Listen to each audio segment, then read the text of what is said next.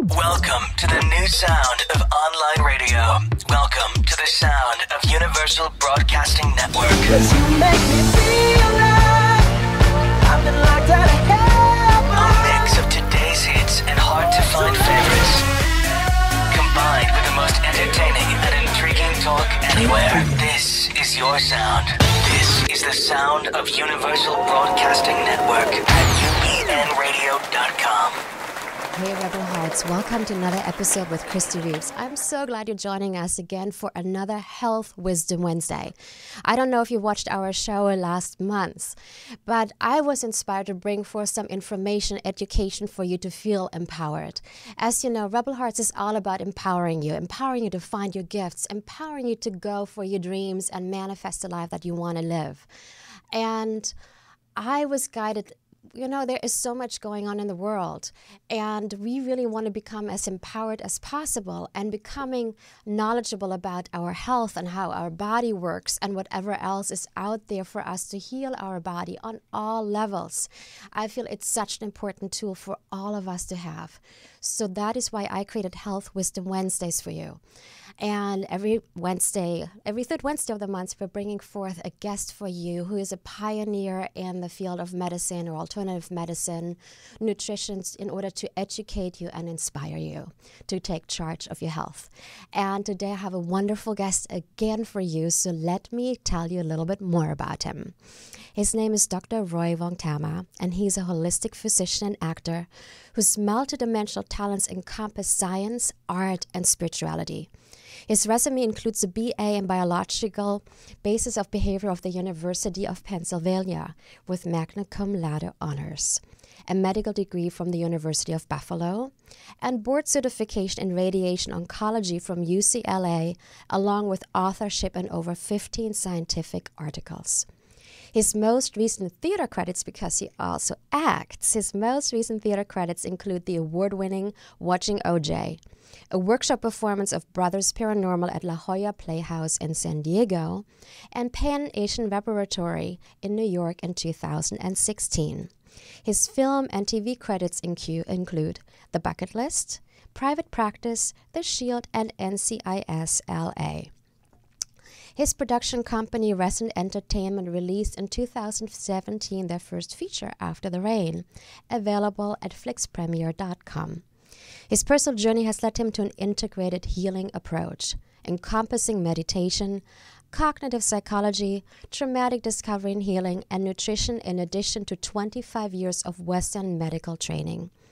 Roy is currently in the editing process of his new book entitled Healing Before You're Cured, and I'm really excited about this book because he told me about it a while ago. So help us to welcome Roy. Hey. Welcome. It's so amazing to have you on the show. Yoo-hoo. Wow. Oh my gosh, I am so excited to be speaking with you today about all the incredible knowledge that you have and the work you're doing, because I feel like it's such an important topic for our audience to know. And I was actually, I think I filmed you. We met about 3-4 years ago at Barron University. Yes. And you gave a lecture about the body, mind, spirit, soul connection when it comes to curing cancer. Yes. Yeah. And I think I filmed your lecture at that time. And I remember that. Yeah. Yeah. And I'm like, this is incredible information. This guy is amazing. He talks about everything that I've been studying and learning about. And I'm so glad we're going to be talking about this today. Well, thank you for having me. Yeah, I'm really excited to be here, and I love your message, so I'm very happy to be here. Yeah. Yeah, thank you, Roy. Before we get into the educational part, I always feel there's an inspirational journey behind every single person who's on this show. Sure. What was your inspiration to, first of all, become an oncologist, and then second of all, study all these things that you are now incorporating in your work? Okay. Well, it's there is wow, that's a big question. Well, for me, I grew up in a house. My parents were doctors, Western doctors, but we also were Buddhist. So I had monks coming through our house a lot. Amazing. And I went to Catholic school. So I had a lot of different influences coming at me, from what my parents wanted for me and what Buddhism was teaching, and then what Catholic school was telling me. And I realized, after getting all the stuff from the outside, I realized that, none of them were really me, though. I needed to find my way, and even in high school, like I started in high school, I was going to Catholic school, and I wanted a meeting with the president, and he said, well, what do you want to talk about? I said, well, I want out of the religion class.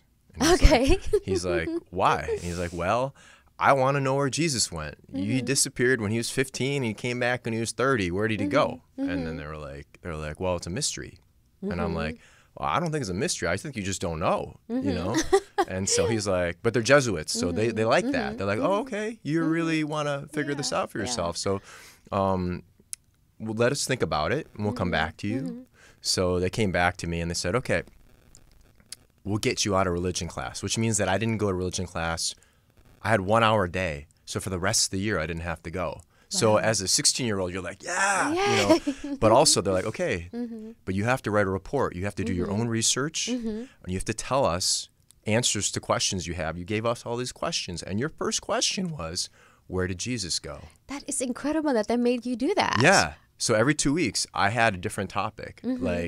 So the first one was that one, and the second one was like, why do people burn their bodies? Like in Buddhism, they're protesting. Monks would burn themselves to protest, and I was like, what is up with that? And so I had to do all this research, and through high school, I got to learn about all these topics that I wanted to discover, and so it kind of got me going on like a different way, and realizing like, oh, if I speak my voice, if I speak what I want, or what I think is true for me, or the questions I have, the world will, like, I mean, there's 100 other ways that conversation could have gone, right? They would have been like, no, go back to class.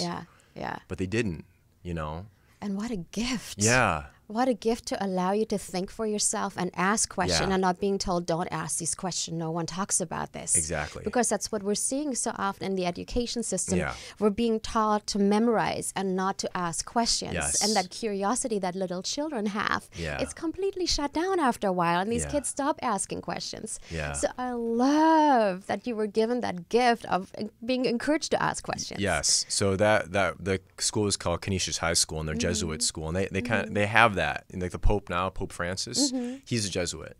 Okay. That's why a lot of people are upset with him, because he's doing a lot of things differently. You notice that? So people then, are upset at him. So then the rebels, the paradigm shifters in the church. Okay. Yeah, he's absolutely doing that. Yeah. So, and then the same kind of story when I started becoming a doctor, when I started training to be a doctor, I realized I still wanted to act, and so, which is crazy, right? Because I'm training. I've done like 20 years of training already up to this point when I figured out that I wanted to do some acting. And I said, well, I have to go to LA if I'm going to act, right? Yeah. So I got an interview at UCLA, and the guy looked at my resume. He's like, look, you have already a lot of research. You've been doing research since you're 16. UCLA is very good, but it's not a research, like it's not. You can go to MD Anderson, which I had to interview like the next week. Okay. And he's like, why do you want to come here? Why do you want to come to UCLA? I'm like, do you really want to know the truth? He's like, yeah. I'm like, I want to be an actor.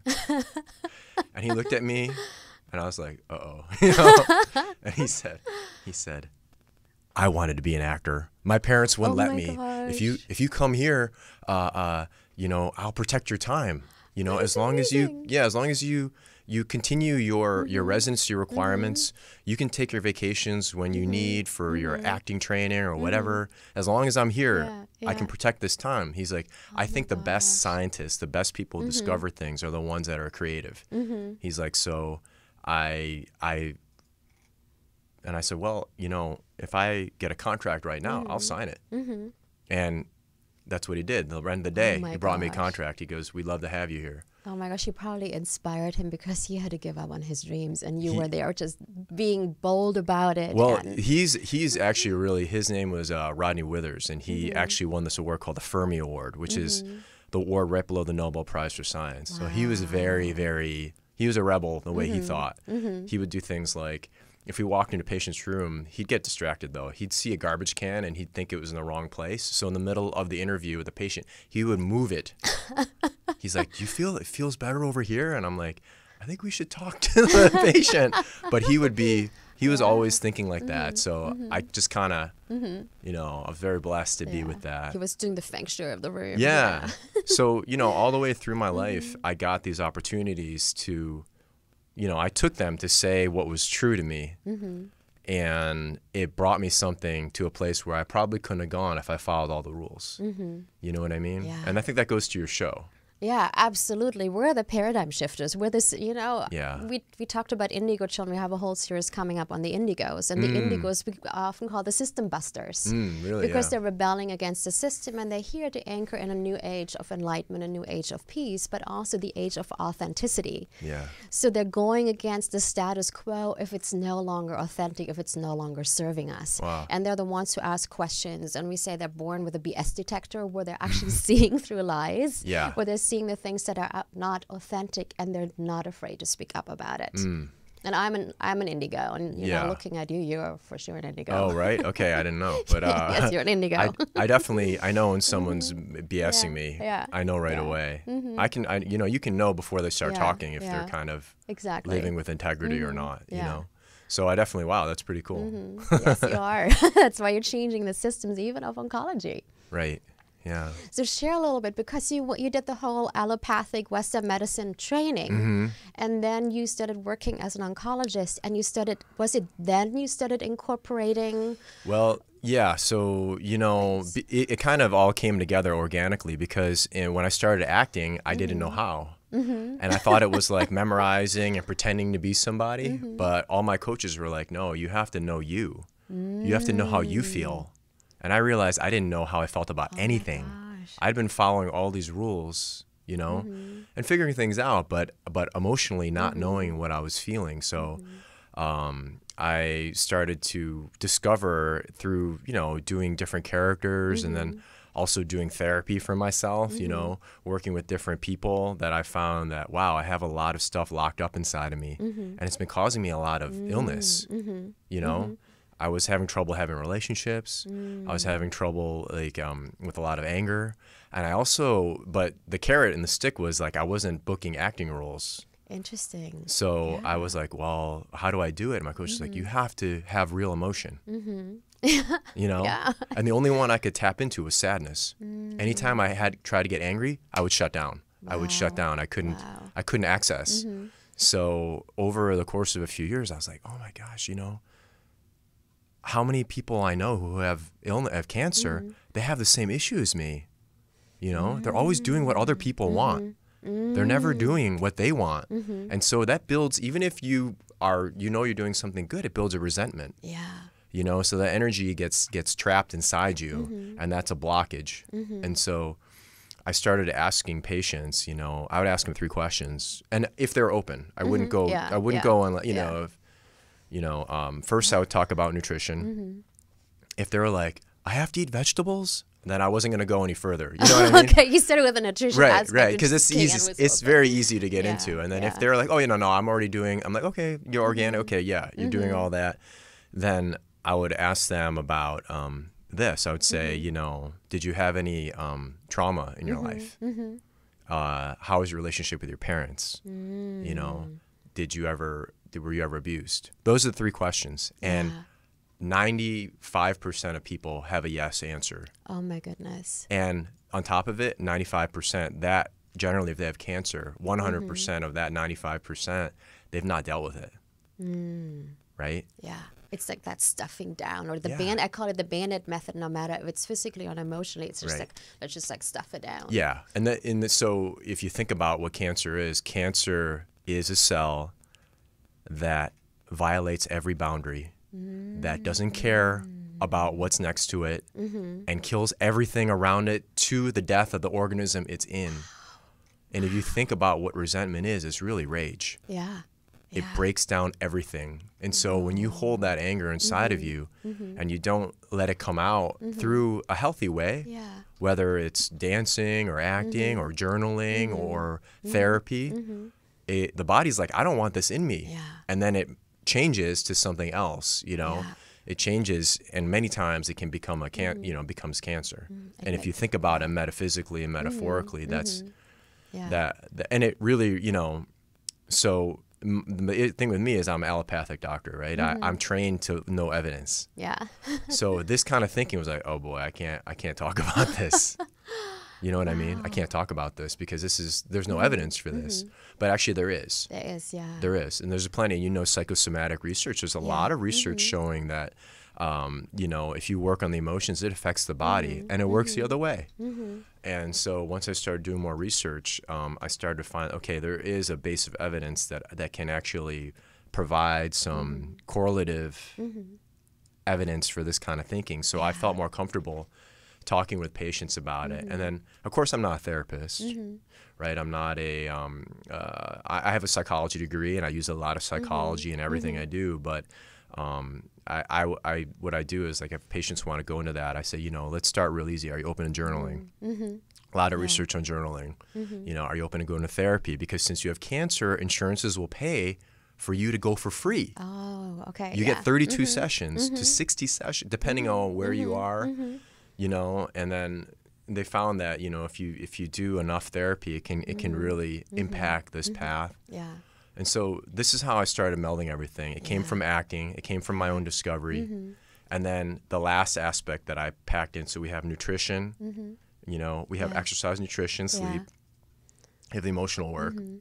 Then you have the spiritual element. And the basis of what I teach in that is meditation. Yeah. And there's tons of research, as you know. It rewires the brain, decreases cortisol levels, increases serotonin levels, balances everything, rewires and neurological circuits, and it does everything, but also in a very in an energetic way, even deeper, Yeah. Because it connects us to that inner voice that we don't listen to when we're constantly busy, when we're constantly in that beta state where we're like thinking and doing instead of just being and listening. Yes. And when I go and sit in meditation, I literally, like, my inner voice starts talking very loudly, or the voice of the divine, or whatever, the voice is that's inside of us, instead of on the outside, that external imprinting that we're constantly being exposed to. It's very hard, I mean, even for me, like when I first started meditating, I couldn't sit for a minute. I'd be like, oh, where's my phone? Oh, where's my, what do I need to check? I have something, my mind was constantly on. Even still today, I've been, actively doing it for like 12 years or so now. It still is really on. And I really practice it. Yeah. So it's like, you do. yeah. So if you look at like a person who doesn't, and the amount of, like you said, a lot of stimulation coming from the brain, constantly barraging the body. And, so there's a whole new field coming. It's called epigenetics, right? Yes. And that's the effect of everything outside the genes affecting the gene structure itself. So if you're constantly barraging yourself with negative thoughts, they've already shown that your DNA is less healthy. Yeah. And so I started to teach people, you need to replace the stuff that you're thinking with positive things. And I give them a prescription. I give them a prescription of a positive sentence. If I call an affirmation, it's a little bit too much. Or most people so like, it's a prescription? Yeah, I'm like, here's a prescription. This is the phrase, I'm whole and I'm healed. This is the easy one I give people. Yeah. Say that 20 times a day in your head, 3 times a day. And that is how Louise healed. What did she have? Breast cancer at that time, right? Yeah. She just did positive affirmations saying, I forgive, because she went through a whole series of abuse with, I think, her stepdad when she was a teenager. And when she was diagnosed with cancer, she said to the doctor, well, how long until we actually have to do all the chemo and surgery and all that stuff? And she's like, okay, give me some time. And she had heard about the power of positive thinking. Yeah. And all she did was positive affirmation of, like, my body is healthy, I am whole, I am complete. Yes. And then also doing a lot of forgiveness work in regards to that pain and in regards to what happened to her as a young woman. Yes. And when she went back, the cancer was gone. This is Louise Hay you're talking about. Yeah. Yeah. And that's the thing. She's exceptional because she's willing to go into that place every day and really get into that. What I found is most people don't want to do that. You know what I mean? That level of work. And I think if you went to that level, you could affect some sort of, but you could really go in there. You got to really go in there. And most people have found that it's really, really, first of all, like breast cancer, most women, they have kids, or they have a husband, or they have a job, they have all this other stuff. So to ask them to take on this other venture right away, I find maybe only 1 out of 10 want to make this journey. Yeah. You know what I mean? Interesting. So even though the information's there, it takes something else to want to go there. It takes willpower, it takes courage, and perseverance. Yeah. You need all three to go where she went. Yeah. You know, and I think you just said something very important. It takes courage, it takes bravery to go there, because if we go there, we need to deal with the emotions that are behind it. Yes. We need to deal with the pain. We need to deal with the resentment, and not everybody's willing to do that. No. But I mean, but what a beautiful thing to actually take that courage and say, I'm going to go there. I'm going to dive into that because I know it's going to heal my body. Yeah. And that's it. You know, it's interesting because people think of how hard it might be because, but here's the thing, like patients always come to me and they're like, Doc, how long do I have? You know, how long, you know, and you'll have sometimes a patient and their whole family, you know, am I going to die? Yeah. And, you know, I'll be like, the way I approach it, I always say this, I go, well, you know, no one in this room makes it out alive. Right? Yeah. And they're like, oh yeah, you're right, you know. And I'm like, yeah, you know, there's only one person, and he's not in this room that knows when you're gonna go. You know, so I kind of take that off the table right away. I'm like, it's not about how long you live, right? It's like the quality you have, you know. So if they're willing to make that journey, and there's many resources, as you know, Louise Hay is one of them, to make this journey. If you're ready to do it, it's there for you. You know, it's there. And so I always try to encourage them, you know. I like, you know, the word responsibility, you know. Words are very powerful to me because like responsibility, you know, you have an ability to respond to what you have, but that's your job. You're given this thing. Are you going to take it as you're a victim, or are you going to let it empower you? And I met this man with lung cancer, and he said, you know, this is the best thing that ever happened to me. Wow. He's like, because I did not know my kids' birthdays. I was working so hard, and now I know that I'm going to die. And so and he goes, and you know, I always was going to die. But I didn't know that. So I thought I had to keep working to do this thing. And now it's just, I'm taking my time. I'm learning about my kids, and I'm spending, but he's like, they would have gone all the way through and left my house, and I would have not known them. I would have been alive, but I would have not known my kids. He's like, so I don't know how long I have, but every moment I have, I'm going to spend it to really know the people in my life. And I'm like, wow, this is responsibility. And how amazing, because that's exactly what it is. And from what I've been studying, no matter if it's cancer, any kind of other illness, I feel like the universe kind of taps us on the shoulder saying, hey, you're on the wrong path, or you need to make a change in your life, or you're not happy, or you need to deal with the anger and the resentment and the sadness and all that stuff that you've been stuffing down. And we don't listen. And it starts with little tiny symptoms that we're getting. And we're in such a group consciousness here in the Western world where we're like, okay, the symptom shows up and we're taking a pill. Instead of like looking at the symptom going, okay, what is that symptom telling me? Even if it's like reoccurring, I don't know, digestive system issues. Something, you know, that feels like very simple to us and easily curable according to allopathic medicine. And, you know, and I'm sharing that story because I went through that same journey where I was in a situation, I went to school after high school, and I was in this school that I hated from day one. Wow. I didn't want to be there, but it was the only school where I could get the degree that I wanted to get. So I dragged myself through that school, and I would go to my mom and dad's house on the weekend, and then Sunday I had to take the train to go back to the city where the school was located, and I would get the flu. I would get an upset stomach. Wow. And I wasn't listening. And then I got a pentachlorophenol poisoning that caused all kinds of different allergies and skin rashes to a point where I could not even sleep at night because my skin was on fire. ignored that. Then I got shin splints. So I was at a dance academy. I couldn't dance because my legs were hurting. So I was out for another couple of months. And I did not listen. Yeah. And I remember I was seeing a naturopathic doctor, and she's like, I cannot find anything else wrong in your body. I'm like, but why am I having all these symptoms? She's like, you're fine. I'm not finding toxins. I'm not finding anything wrong in your body. And I went on vacation to Vancouver for a couple of weeks, and I was on all these herbs and alkalizing powders and all. Like, it was all homeopathic and herbal and natural. And I forgot everything at my parents' house. And I was on such constrictive diet. I was pretty much living on vegetables at that time and a few grains. And within 24 hours, my body started healing. I didn't need my supplements, and I was able to eat anything I wanted. And then I went back to Germany, and I was packing my bags to go back to school because the school year was starting. I was going into my 3rd year, and all the symptoms came back within 24 hours. And that's when I got it. I'm like, oh my gosh, it's the school that is making me sick. Wow. And I literally went to the dean of education. I said to her, your school is making me sick. The way you've been treating us, the way you're running this academy, it's not okay. And I'm quitting right here, right now. Wow. The next day, the symptoms were gone and never, ever came back. Wow.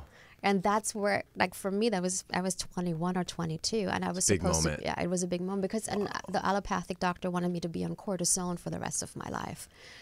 Yeah. And that was my thing. I'm like, okay, the universe was going, hey, well, let's give you a little stomach ache, a little flu. Right. But I wasn't listening. So it was getting louder and louder, where I was having poisoning from chemicals, ingredients in the hardwood floor at my school, and shin splints and all these things. It's funny. Yeah. But I really got it at that time. It's powerful. You know, one of the monks that I meditate with, he said to me, he goes, you know, God taps you, then he pokes you, then he kicks you, and then he lets the world teach you if you don't listen. And he's like, you don't want it to be the world teaching you. Take the tap, you know, so we kind of have to have, like you said, you have to listen. Yeah. And then it's like listening, but it's also having the awareness that the responsibility lies with you to change it, you know? Yeah. And wow, that's amazing that you're able to. That's tough, though, to say I'm quitting the school. Yeah. But it was amazing because I spoke to mom and dad that whatever you want to do, we're fully behind you. Really? My mom is like, if you need to quit, you're going to quit. If you want to continue, you're going to continue. We're going to honor any of your decisions. And I think that gave me the strength to go. Wow, what a supportive. Yeah. And I think, you know, for everybody who is going through that, I think we need to call in that support team that says, okay, you have XYZ. Yeah. Call in your support team. We're here for you. Yeah. And that's really true, you know, and going back to cancer patients, a lot of times they're always the support team. They're never the person that asks for support. Yeah. You know? So it's amazing that you were able to, you know, have your parents do that for you and really, you know, and if it's not going to be your parents, because sometimes people don't have parents that are that like that, you know, especially, you know, in different cultures, like Asian cultures, you have to finish school. You know, like for me, I had to, I had to finish. So then you have to find a way to take care of yourself, you know. Yeah. Do you talk, when you talk to your patients, do you talk about secondary gain as well?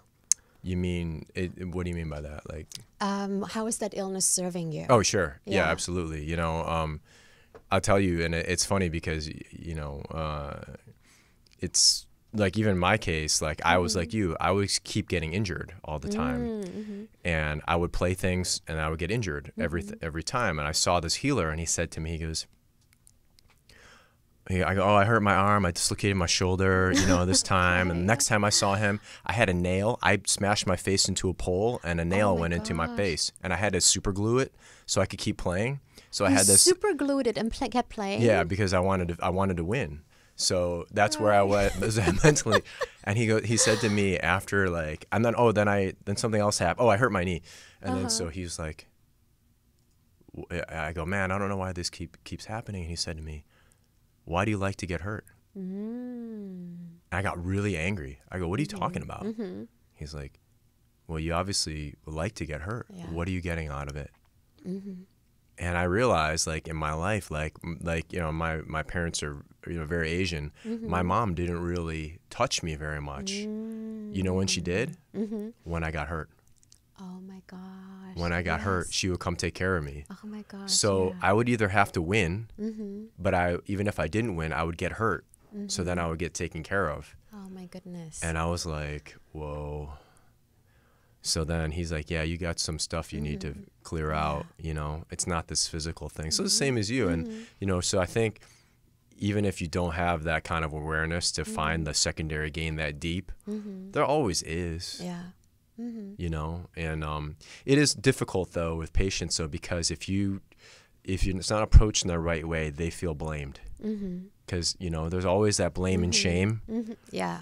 So, especially with cancer, I think more so than with any other illness. Yeah, and they're very low vibration states. You know, they're probably the two lowest you can feel in your body is blame and shame. So whenever I approach talking with people about what you know, what are you getting out of it, it's very, very, you have to be very, very careful. Yeah. Because they're already traumatized by having this thing, and then now you're saying that, you know, that's why I always use the word responsibility. Yeah. I was like, you know, you have an option to take responsibility here. So if I talk about secondary gain, as you call it, then I'll say, you know, I'll have, it has to be coming from them that they see it. Because if I say anything about it, it sounds more like blame. Yeah. Especially me coming from where I am, you know, talking with them. I'm not their friend. Yeah. So it's very hard to enter that conversation unless I do it really, really, really delicately. Yeah, I think it's like, you know, with cancer, there is so much emotion behind it. Yes. So these people have to be guided into the right direction. Because if you feel energetically, you touch them, it's like they're going to burst. That's what it feels like when you're around them. Yeah. And it does, like me as being very sensitive to that. It takes a lot of energy on my side to keep myself connected, but not affected. Yes. And you know that, you know, as energy is like, you're like, oh my God, this is you know, you can get exhausting if you take it on. Exactly. You know, so it's been a process for me too, as a provider and as like you know, from the healing side to just keep my own energy, you know. Yeah. To have that compassion, but without carrying that burden. Yes. And, you know, it's hard to do because environment is stronger than willpower a lot of ways, because environment's always acting on you. So if you lose your awareness just for a little bit, then the environment starts to take over. Yeah, exactly. So, exactly. I want to circle back to something you said a little while ago. Sure. You talked about people with cancer that are, you know, with cancer showing up in their body, and that a lot of times they were there for their family to a point where they couldn't take care of themselves, or where they wouldn't take care of themselves. Yeah. And then the cancer shows up as a way to force them to take care of themselves. Let's talk about that a little bit, and how important nurturing is, or self-care is. Yeah. And then it's very easy to show them, and it's and this is how I do it, because this is about this kind of comes to your secondary gain question, and it comes to this. I'll bring up, you know, if they're open, I'll be like, oh, do you think you have? Because I'll say, well, the data on meditation is 90 minutes a week. It's 7 minutes twice a day. That's all you have to do. Yeah. And they're like, oh, I don't have time for that. And then I'll go, oh, so you're saying that you don't have 7 minutes for yourself in 24 hours. You don't have 7 minutes for yourself. That's what you just said. And then some people just start crying right there. Wow, that's because powerful. That's a big.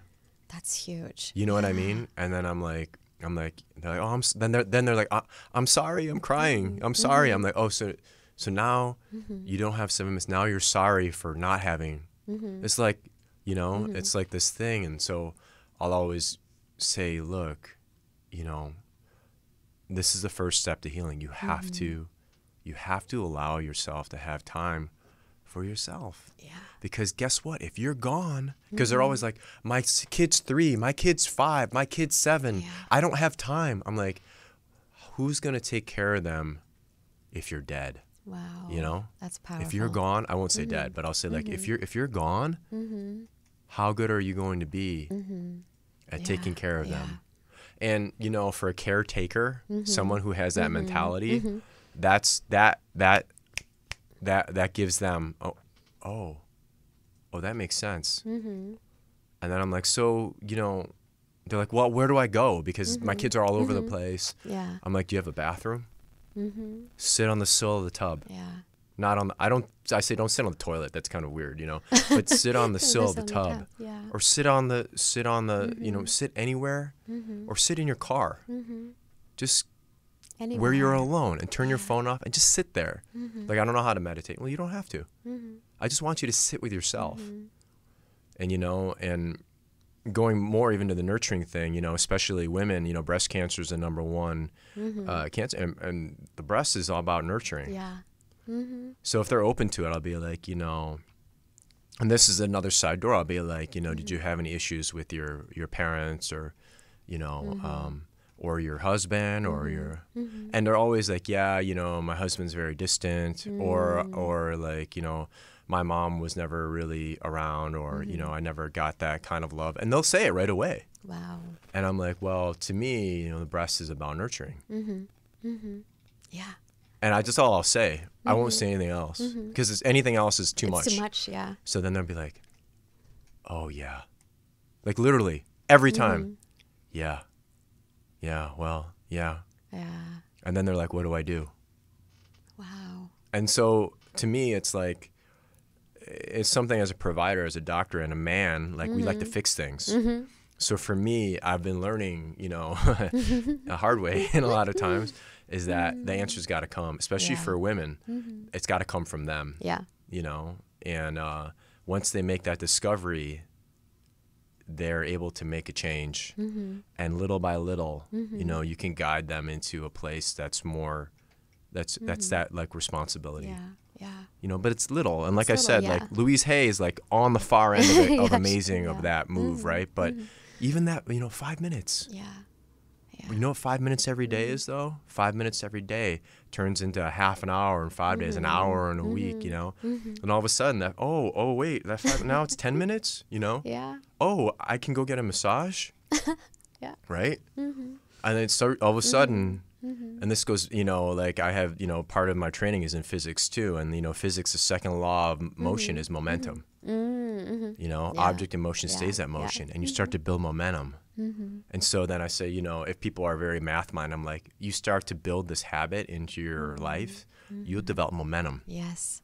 And then you'll start to attract things that are like that. You start to develop this pattern, you know, and more you can go and develop this, like you said, nurturing, this aspect. But you're using all these different ways, and you're using universal laws, you're using physics, you're using, you know, spiritual laws. You're using like law of attraction. You're using, and you're honoring yourself. You're saying that I'm important without saying it. You're saying this time is mine. You know. Yeah, and I think there needs to be a switch in the group consciousness that we've been taught, imprinted with for so long, because so much, especially when it comes to the feminine, and we see, like you said, the #1 cancer in women being breast cancer, we see that group consciousness imprinting of the feminine, that sacrificing yourself for your family is such a virtue. You have to put the husband and the kids first, before, and everybody else has to be happy before you can be happy. And I feel like there is a movement that I see happening where the women are stepping forward. It's like, no, we need to come from a full cup. We need to fill our cup, and then I can be there in a completely different way from my family. It's huge. That's a huge concept. That's a beautiful, and that's well said too. It's like, you know, your cup has to be full, and the overflow is for other people. But it's very hard to accept. It's hard to accept because it's been so ingrained. And then we talk about epigenetics, what is being given to us by our ancestors. That especially how women showed up, or how the masculine feminine relationship has shown up for centuries, where it wasn't about, you know, it wasn't about us being happy. It wasn't about us being in our power. It was all about following the guidelines of what was expected. It wasn't about nurturing. So I think there is a big shift that we need to go through. But like you're saying, it's like that one step at a time. I always say to people, you know, if you want to be happy, you need to practice happiness every day. If you want to look like Arnold Schwarzenegger, you have to go to the gym every day. And the same goes with happiness or joy or self-nurturing. It's a practice. And because we've been trained so the opposite way, it's like lifting that weight, lifting those, how do you say, like every day. And that's what I say, you know, I'll give you a lot of credit, because, you know, it's really about, like Gandhi said, being the change you want to see. and you want to make change, but you yourself are doing what you're talking about. You as a person, off air, you know, and you can't. You wouldn't have any authenticity if you did it any other way, though. I couldn't do it any other way. But there's a lot of examples in this world where people tell you what to do, and they don't live it.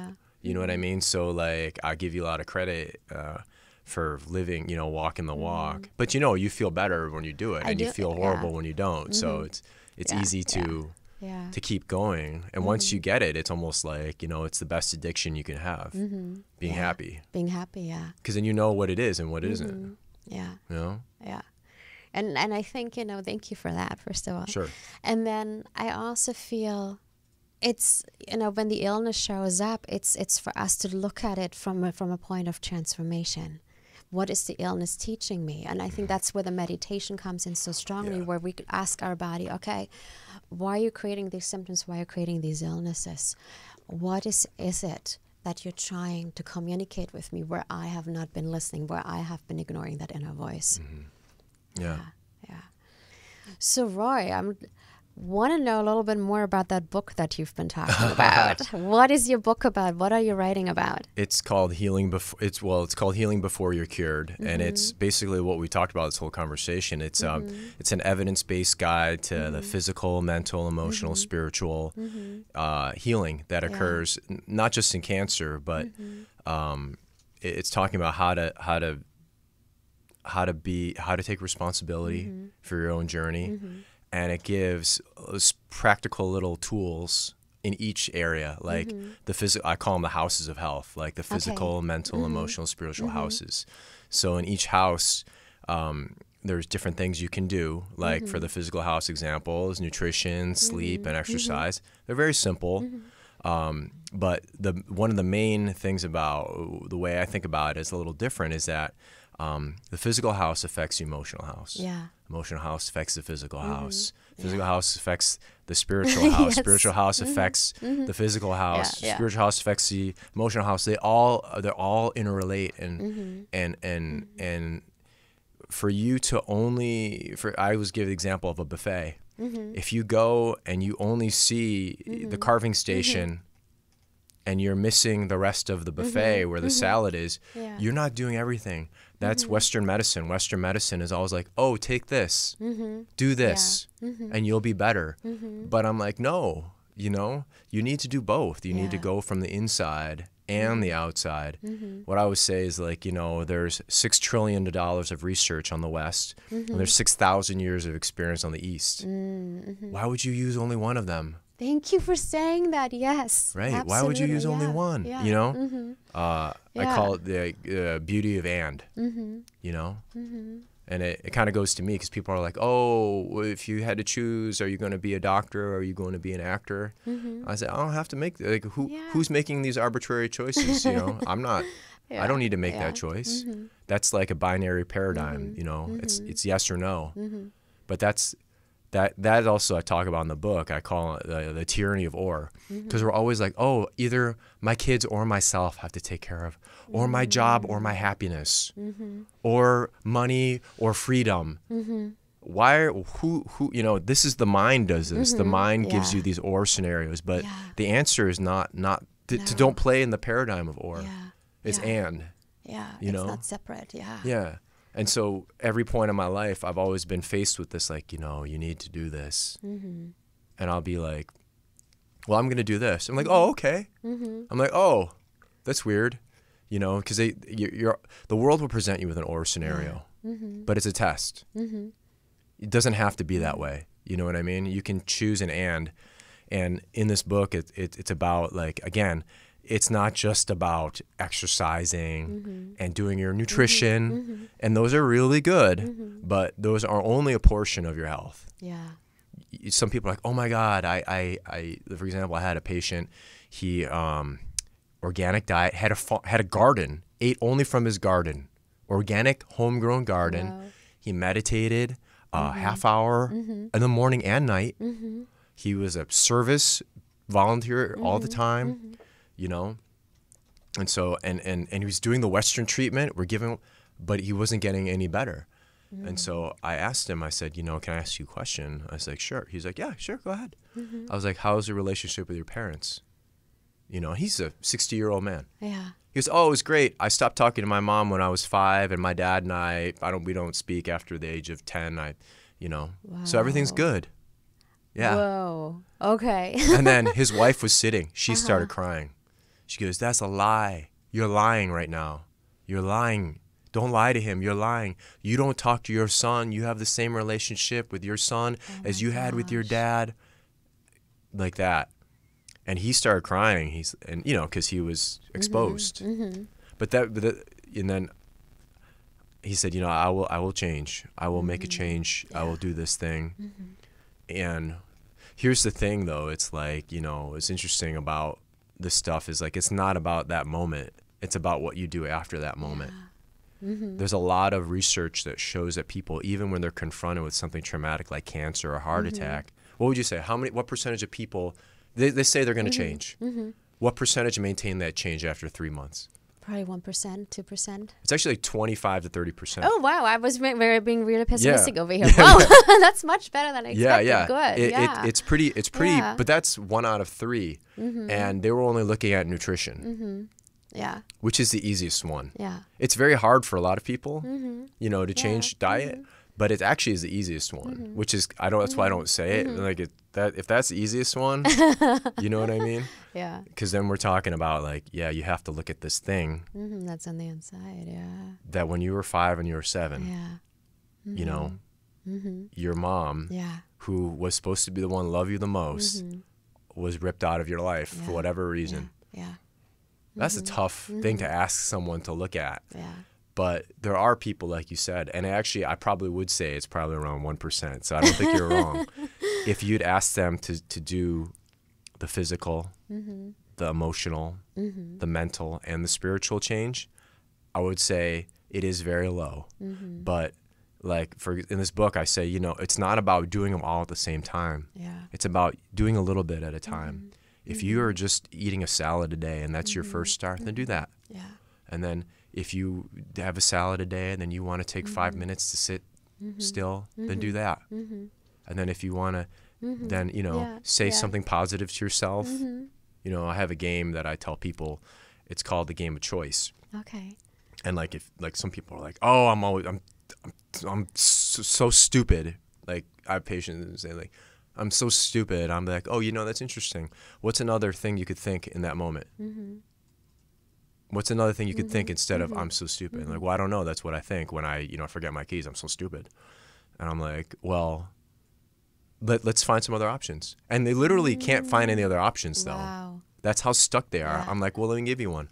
What if I had 10 things to do as I walked out the door? That's why I forgot my keys. Like, well, I should have remembered it. Well, okay, but is that an option? Could you possibly think that? Like, well, okay. Or what about, I didn't get a lot of sleep last night, so, or what if, anything. Yeah. And then I don't tell them to think the other thing, though. I say, these are your choices now, Yeah. Now you have 3 choices where you only had 1 before. I'm not telling you what to think. Yeah. I'm saying you have a choice now, and now it's up to you. It's your responsibility to play this game. Yeah. Like with guys like the game because I'm like, keep score with yourself. Yeah. How many times do you remember? You know what I mean? Keep score and then see how you do. Yeah. Next time you think you do something that you think you're stupid. Think what are the other options? Yeah. And then you start to open these possibilities. Absolutely. So that's what the book's about. It's about this each section's got something for people to go in, and it's evidence-based. So I have research and science behind it. It's not just stuff that I'm making up and, so. Yeah. Awesome. So for our listeners, let's say there is someone over here who's so inspired. I hope everybody's so inspired because I'm inspired. And they're like, okay, this is what's going on in my life. And it might not even be cancer. It might be, like I said, issues with, injuring the knee or falling off the bicycle or having recurring GI tract issues. And they're going, oh my gosh, I'm totally getting that something needs to change in my life. What would be one advice you could give our listeners where they could start? Wow. And for any problem, where to start? Yeah. Like, or one thing that they can implement. Where could they start? You know, besides, of course, going out there looking for information, you know, or more information about what's going on, getting their support team. Is there anything in particular where you would go, this is where I would get you started, or this is something, one little thing that you can integrate in your daily life, in your weekly life, that I feel will get you in the right direction? Well, if I had to give anything, I would say it's meditation. It would be meditation. I would say, for all of you out there, if you want to try something to bring awareness, to know where you need to change, it's to take that time and to sit with yourself, because you already know what you need to do. You know, you already know what you need to do. It's just a matter of listening to what is being told to you in that moment. But you can't listen unless you're sitting with yourself, and that's where meditation comes in. And it's free. You don't have to have a budget. You don't have to have anybody else with you. You don't have to tell anybody you're doing it. You don't have to, you know, and no one can blame you because you're all by yourself. And then you can kind of see what's happening. And if you do it day after day, then you develop this habit of sitting with yourself, and then you can start to see what you need to do. And then magically, things will come to you to help you in that effort. That was amazing. Thank you. Thank you. Thank you. Thank you. Sure. Okay, so Rebel Hearts, I hope we got so much inspiration and so much information from this interview, because I certainly did. It's such a gift to have you on that show today. Thank you. And Roy, tell us where our audience can find you. Okay, I'm on Instagram. So the book, there's a book account called Healing Before You're Cured. So it's Healing Before You're Cured without any kind of apostrophes or anything. And then I'm on there as Roy Vongtama as well on Instagram and on Facebook. You can follow me there. And the book will be coming out hopefully at the end of this year. I'm in the last editing phase. And then acting-wise, I'm also in a new musical that's coming out at the end of September. It's called Son of Man, and I'm actually playing it. The storyline is, what if Jesus was born in Korea? In World War I. And so I'm actually playing Jesus. So it should be cool. Interesting. Yeah. So it'll be fun too. That's amazing. And I think we're putting up the link or the information for everybody who's watching. That would be great. Yeah. It's Ezekiel.la. It's EZEKIAL.LA.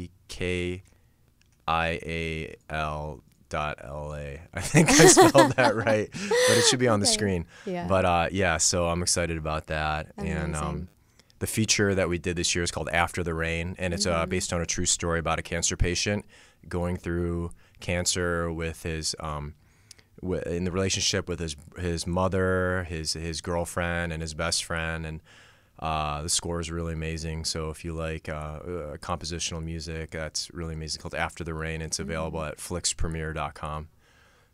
Yeah. Awesome. So everybody follow Roy on Instagram, on Facebook. Get in touch with him if you have any questions. Yeah, for sure. Love to hear from you. And I cannot wait for your book to be out. Well, what we'll do is, let's do this. When your book is out, you'll let me know, and we'll announce it on the show. We'll let our audience know that your book is available, so they can all go out and get it. That'll be amazing. Yeah, we'll do it. Thank you. Awesome. Thank you so much for being on today's show, Roy. It was such an honor to have you here. Thank you, thank you, thank you. It's my pleasure to be here. Thank you so much. Okay, Rebel Hearts. That's it for today. I wish you an amazing, wonderful week, and we will see you again next Wednesday at 3 p.m. Pacific time. And my website is up. We announced it a couple of weeks ago. Go to KristieReeves.com. It has all the links. It's called the Rebel Hearts Library. It has all the links to that where you can listen to the show on iTunes or iHeartRadio, or watch it on YouTube. And if you like today's show, then please go to iTunes, leave us a 5-star ratings and review, because your ratings and reviews actually allow us to keep providing you with incredible guests. So thank you so much, and we'll see you next Wednesday at 3 o'clock. And remember, in the meantime, to rebel on. In the future, talk radio will actually educate, inspire, and make you think. The future is now. Topics and music that affect your life from Universal Broadcasting Network. Tune in at UBN Radio.